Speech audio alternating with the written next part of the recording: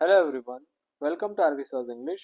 So students, in this video, we are going to learn 9th standard semi-English lesson, The Tempest. मित्रांनो, या व्हिडिओमध्ये आपण The Tempest या lesson मधील passage number 1 शिकणार आहोत. Let's get started.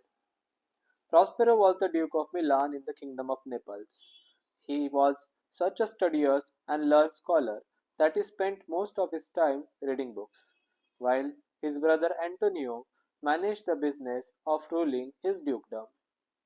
प्रॉस्पेरो हा मिलानचा ड्यूक होता. ड्यूक म्हणजे सरदार होता किंवा प्रमुख होता, जे की किंगडम ऑफ नेपल्स म्हणजे नेपल्सच्या राज्यामध्ये येत होतं. He was such a studious and learn scholar. Prospero हा इतका स्टडियस म्हणजे अभ्यासू आणि लर्न म्हणजे शिकलेला, स्कॉलर म्हणजे विद्वान होता. He spend most of his time in reading books, की तो आपला जास्तीत जास्त वेळ पुस्तकं वाचण्यामध्ये घालवायचा. while his brother Antonio managed the business of ruling his dukedom. आणि त्याच्याऐवजी त्याचा भाऊ अँटोनियो हा त्याच्या ड्यूकडमवर, त्याच्या राज्यावर रूल करायचा, म्हणजे एक प्रकारे त्याच्याऐवजी त्याचा भाऊ कारभार सांभाळायचा. त्याचं जितकंही राज्यकारभार असायचा तो सांभाळायचा. Now Antonio was a treacherous man and he wanted to become Duke of Milan in his brother's place. आता हा जो अँटोनियो आहे म्हणजे प्रॉस्पेरोचा भाऊ, हा एक अतिशय ट्रेचरस म्हणजे विश्वासघाती माणूस होता आणि त्याला आपल्या भावाच्या जागेवर मिलानचा ड्यूक बनायची इच्छा होती.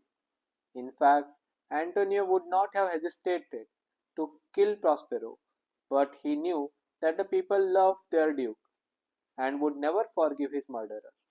In fact, अँटोनियो प्रॉस्पेरोला मारून टाकण्यामध्ये, त्याची हत्या करण्यामध्येही त्याने हेजिटेट केलं नसतं, म्हणजे मागे पुढे पाहिलं नसतं. पण त्याला माहिती होतं की लोकांना त्यांचा ड्यूक म्हणजे प्रॉस्पेरो खूप आवडतो आणि ते कधीही त्याला मारून टाकणारा, त्याचा जो मर्डरर आहे, त्याला कधीही माफ करणार नाही, असं त्याला माहिती होतं.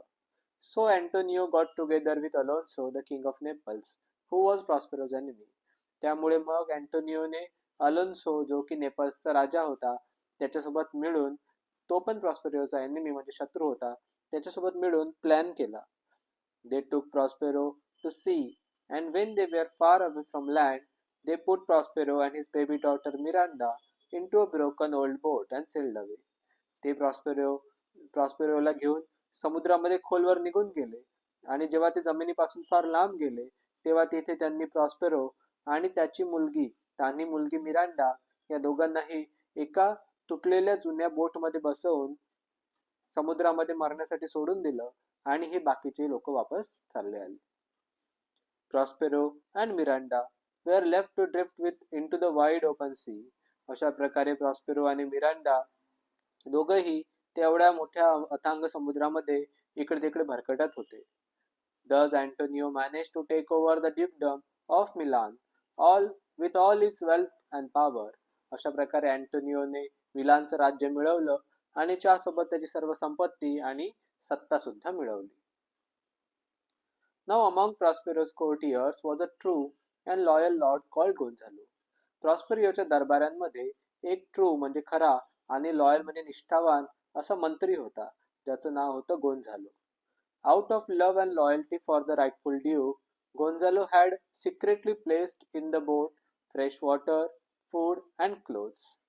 आणि आपले राईटफुल ड्यूक म्हणजे योग्य अशा ड्यूक प्रती प्रेम आणि निष्ठा असल्यामुळेच गोंझालोने सिक्रेटली म्हणजे अतिशय रहस्यपणे, चुपचापपणे त्या तुटक्या बोटमध्ये प्यायचं स्वच्छ पाणी, खायला अन्न आणि कपडे, and along with them Prospero's most valued possession his books.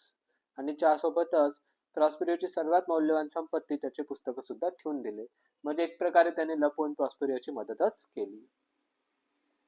You can imagine the hardship faced by Prospero, cast adrift in an oarless boat with a baby girl to take care for. तर तुम्ही imagine करू शकता की प्रॉस्पेरोला किती hardship, किती संकटांचा सामना करावा लागला असणार, कारण वल्हे नसलेली ओअरलेस बोट मध्ये बसून ते समुद्रात इकडे तिकडे भटकत होते आणि त्याला त्याच्याजवळ एक छोटीशी मुलगी पण होती, जिचीही त्याला काळजी घ्यावी लागत होती.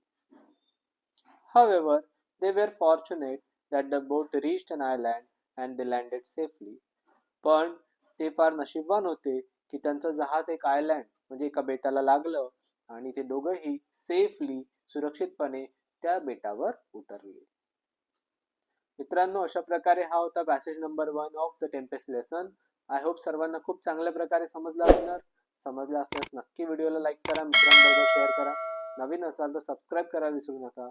I will see in another video. Then take care. Good bye.